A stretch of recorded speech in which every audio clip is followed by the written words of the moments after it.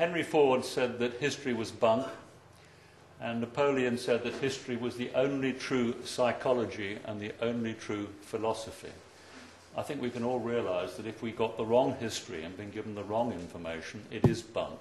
So Henry Ford was mostly right, I'm afraid. But Napoleon had a very important point about it being the only true philosophy and the only true psychology. And we all know how convoluted philosophy becomes. So maybe we can learn from the past. And this talk is to put the big perspective, the big picture in place. My work centres on the incredible research of Christian and Barbara Joy O'Brien, and they have, if you like, provided the roadmap of time for me to fill in the gaps, and I continue with Christian O'Brien and Barbara Joy O'Brien's research. Well, this is the book, The Genius of the Few, and their discovery of the Garden of Eden site, which was called Karsag by the Sumerians, written up in great detail. This is their book called The Shining Ones, which gives us the, if you like, a masterwork of all their research carried out over their lifetimes, in particular during the last 30 years of Christian O'Brien's life. He retired from the oil industry in 1971.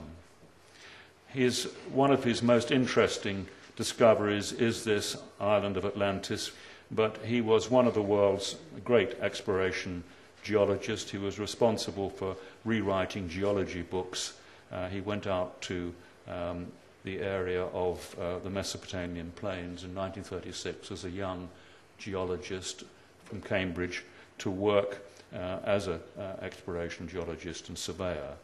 And this discovery and putting it all together in 1984 of the Azores as a site of a large mid-Atlantic ridge island is there on the website, which is referred to in the documents I'm doing here, goldenageproject.org.uk, and it's named for that specific purpose, that we're looking for the Golden Age, which is reported from our ancestors.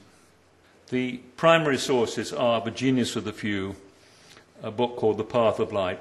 One of the most important references is a book written by the Reverend R.W. Morgan in 1860 called St. Paul in Britain. It does give the most marvellous information on how important the Druid culture was, and very much more not a religion but a way of doing things. Lawrence Gardner's work also contributes to my overall story. He's done probably, I believe, the best researcher in the world on everything to do with religion and the history of religion. This is another book just come out by Philip Blair, who was the brother of Nigel Blair, who I worked with for 4 years until he died 2 years ago. And Philip Blair is another Doctor of Divinity and a professor at the Balaman University in Lebanon, and I hope his department, or the archaeological department, will be doing some work on the Garden of Eden site. This particular quote is a favourite of Barbara Joy O'Brien's, and it starts her chapter in the book The Genius of the Few on what she calls the unity of truth, to see that all religions, all beliefs, all have the same basic message, in fact go back to an original benevolent source. The word Quran, Q-U-A, there's several spellings of it, but my research tells me that that translates as the readings and recitations of An. And we're going to see more about the Sumerian god An and the Akkadian god Anu being the same people, and the importance of that particular individual amongst all groups all around the planet, particularly African tribes, North American tribes. He was the single god who everybody related to and referred to. And so we had a monotheistic system right from the start. It wasn't something new. And if you have a real live flesh and blood God, what does he do? He has children, and that's how you have this proliferation of generations of gods, which is what everybody's so desperately confused. So we're going back to basics.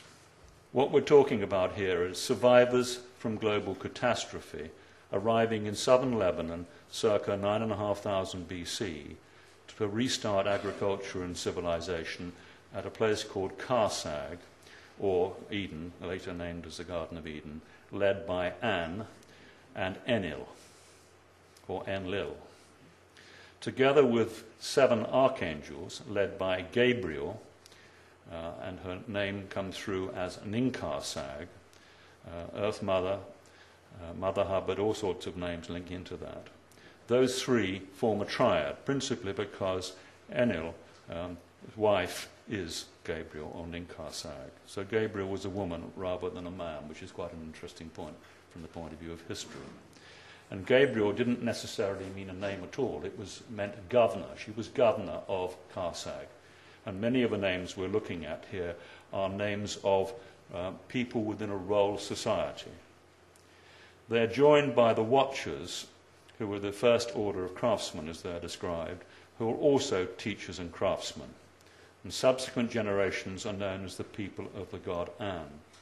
For example, Tuatha Danann means the people of the god An, and the Druids are also referred to as the people of the god An, and they're seen as simply a development of the people of the god An.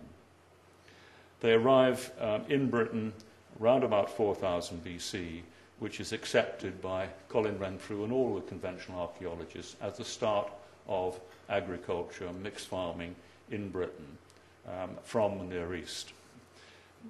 Almost certainly, principally by boat. They set up the golden age of the city-states under the divine laws of An and Enlil, who are described also as the immortal gods.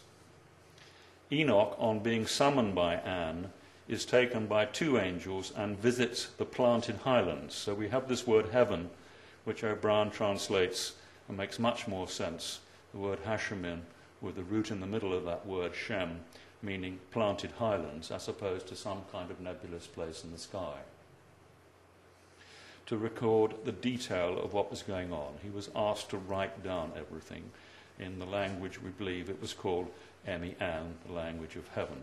They had their own internal administrative speedy writing, which Enoch refers to, and that same in-house writing, which in effect is what we call the Phoenician alphabet, was in place from the very earliest of times, and we even find the Druids still in-house using that particular writing language, but I will come on to that later.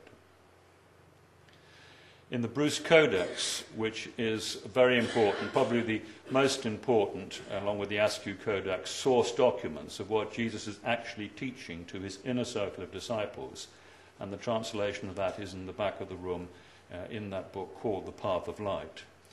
Jesus actually refers to being in the building of knowledge when Enoch was there. In other words, when Enoch went to record all that was going on, Jesus refers to being there.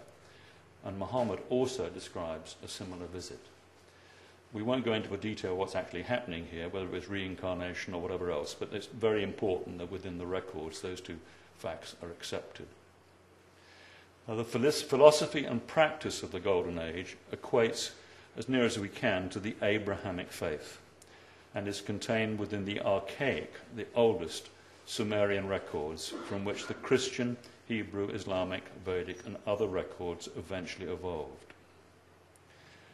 These three later points I'm going to deal with tomorrow, but they are these. Rome was not the founding seat of the Christian faith.